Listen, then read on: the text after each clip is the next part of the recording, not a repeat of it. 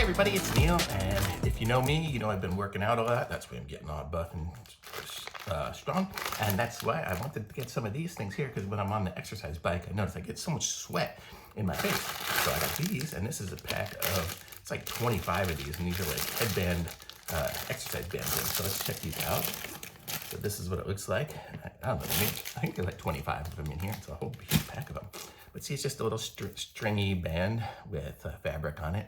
And I'll just go like that when I ride, and then the sweat will hopefully stay out of my eyes. That's kind of the concept. So I've used these things before and they work fine. And you see it's I got a pretty decent sized head and it fits really good.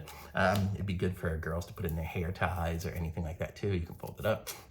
So just a super convenient little rubber band thing. I'm gonna say this thing is really good. It seems strong. I can't break it really. And it seems to go back to its original size pretty good. I mean, that's what an original one looks like. You can't tell the difference.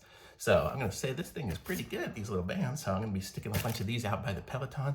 So when I need them, I can just slap one on. So thumbs up from me. Be sure to like this video, subscribe to my channel, and link for these are in the description. Thanks, bye.